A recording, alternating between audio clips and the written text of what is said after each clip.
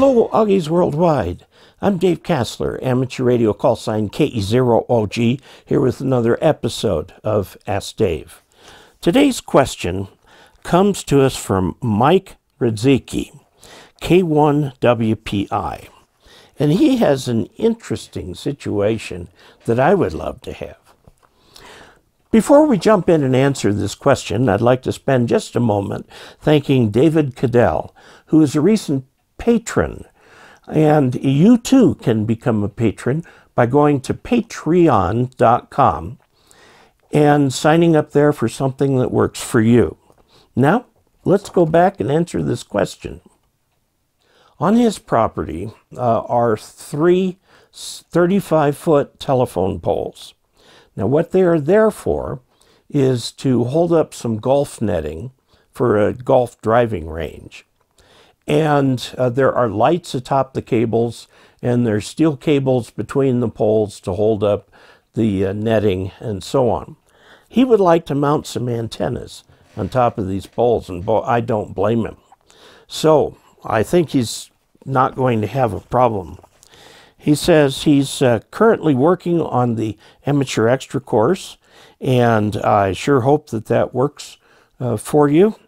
He's using my videos, which are up on the ARRL site that is learn.arrl.org, and you sign in with your league credentials. He has five 35-foot telephone poles in his yard that hold up netting surrounding a golf green. I'd like to mount an HF vertical antenna, a high-gain AV640 8-band vertical. That's a nice antenna, by the way. It had a particularly popular vogue, I'd say about 10 years ago. And it still works fine. It's one of those antennas that's a vertical antenna that is an electrical half wavelength. It's shortened because of loading and stuff like that, but it works just fine.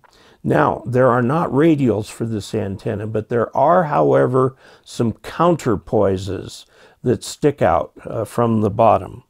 I had an antenna very similar to this, an R7, some time ago, many years ago, and these antennas work fine. There's nothing wrong with it. You'd like to put that on one of the antenna poles.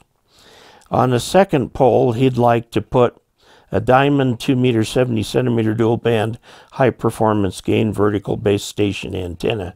The way these things get gain is they get tall, so they flatten the beam out. Remember, a vertical antenna can't see straight up, but it's got an output like that. If you stack these, you flatten the output, which means it goes further. So it's gain in the horizontal direction, which is where you want it. And the last thing he wants to do is put a GMRS antenna from Ed Fong, the DBJ UHF GMRS 5 dB base antenna on top of these poles. Now his question is, will this work? Well, of course it'll work. However, there's lights, which means that there's power run up to these antennas, and there are cables that are going to act as a kind of a ground plane for these antennas. Do I think this will work? And the answer is absolutely yes, it will work. You put these antennas up. He wanted some assurance it would work before he rented a cherry picker so he could get himself up and attach these antennas. You're going to have a lot of coax running around. Actually, the VHF, UHF antennas and stuff, you could put all of these on a single pole if you could space out like 10 feet or something from them. And but you're going to have to run coax to each one unless you get remotely switched coax. But probably best just to run the coax down to your radios. Now, note, UHF and VHF have much higher loss in coax than does HF. So you are going to want to run RG213 or better yet LMR 400. This is not cheap, okay? And for the GMRS one, definitely you're going to want RG213 or LMR 400.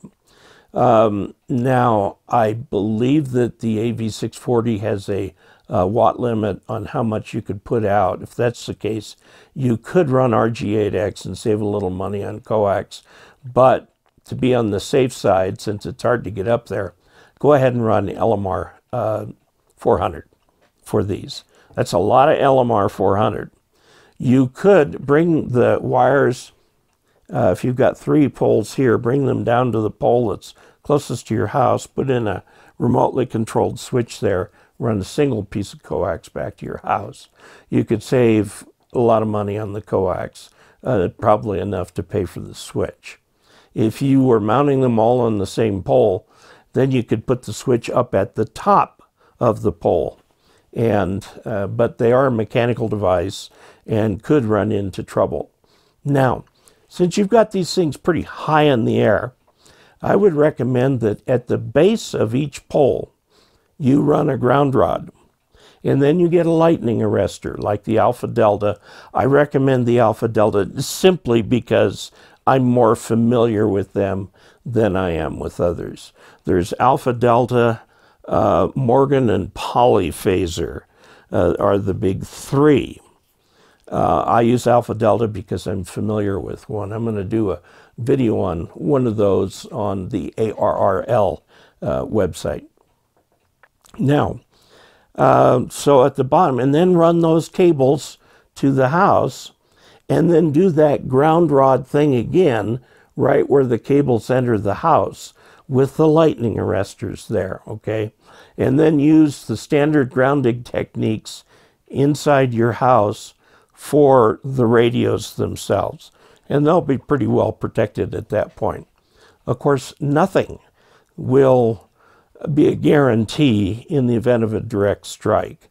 If you have a direct strike on one of your antennas, even though the lightning resistors seem to be okay, you can, in the AV640 in particular, there's a lot of components, over 200 components to that, and you could run into some issues with that. Otherwise, I think you'll be fine. So there you have it. You are unique in having this situation where you can get an AV640 that high, and I suspect you'll find you get excellent results with that. So there you have it. If you would like to help contribute to this channel financially, you can do so by going to dcasler.com/support. Also, a great way to support this channel is to subscribe and click the bell if you'd like to get notifications of the new videos that we come. I try to post 5 videos a week plus a live stream. Until we next meet, 73.